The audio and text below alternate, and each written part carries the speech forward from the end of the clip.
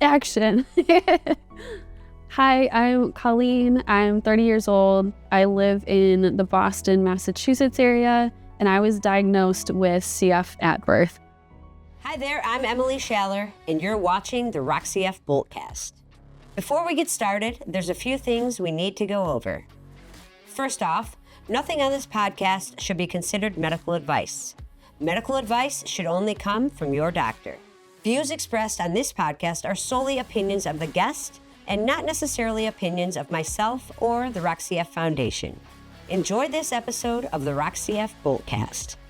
This episode of the RockCF Boltcast is sponsored by Vertex.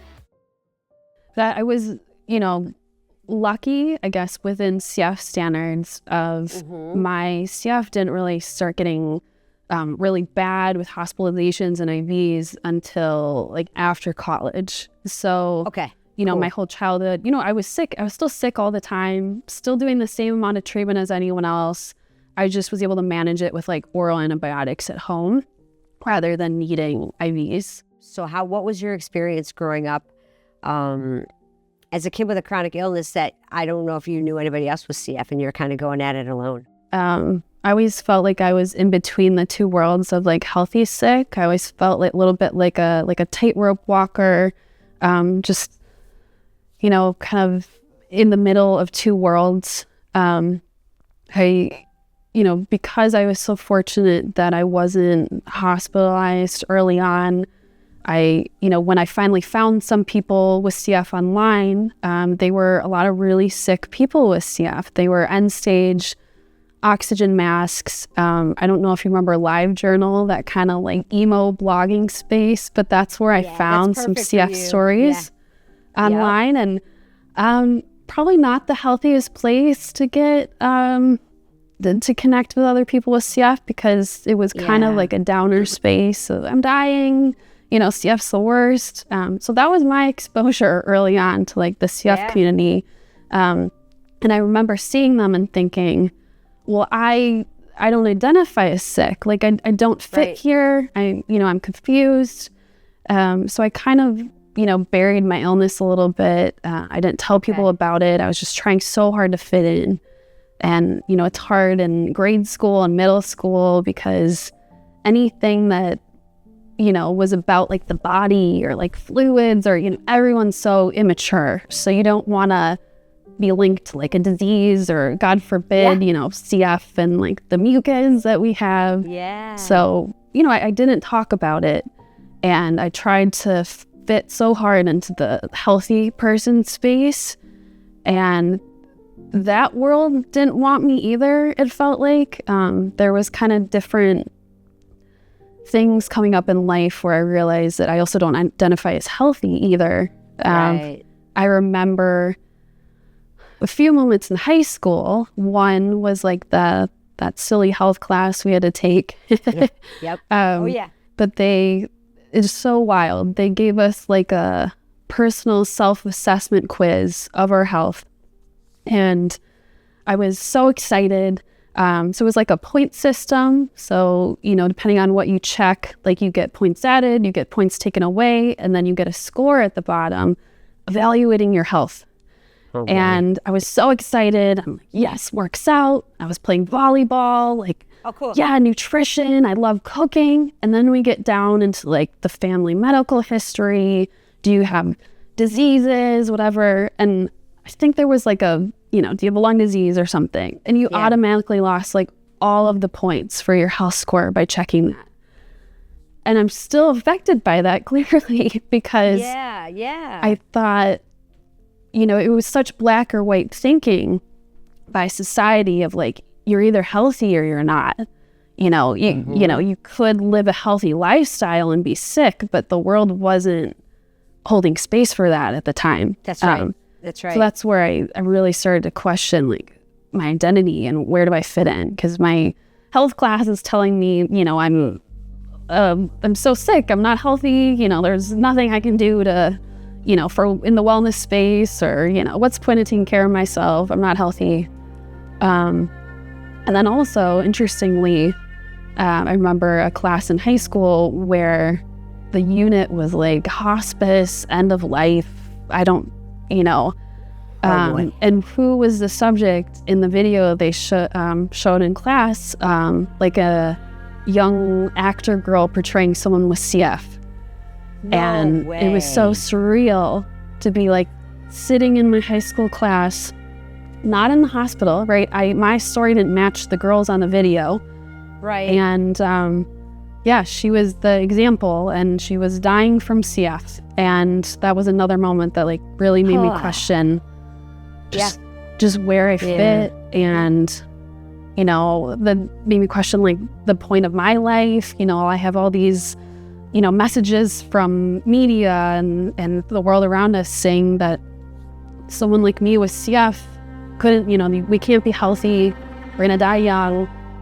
You know, I think those were just moments that just, you know, I didn't feel like I belonged anywhere. I felt like I was just kind of drowning. That is an incredible way to put it. The black and white, you can't be healthy and be sick, right? And if you're taking these, like what you just shared about the health class, about being exposed to that video, but then in real life, talking and seeing on LiveJournal or these other like ancient message boards, in real life people going through this. I know I was surrounded by this my entire life. I'd go to CF camp, the next year I'd go and half of the kids would be dead. And I'd go to the hospital and all my friends, I'm like literally me and one other friend are the only people alive from my childhood with CF. So you see that, but I didn't talk to anybody about that. I didn't talk to my care team, my parents, nobody. And I just internalized it all. Did you have any sort of like outlet, or did you just keep it inside, which caused you to diminish your story? I didn't have any outlets growing up for just kind of like the weight of CF or watching my peers with CF die. I just had to hold it inside. I didn't have like any emotional support anywhere. You know, back then therapy wasn't really a thing, so it wasn't something that I got into until I was older.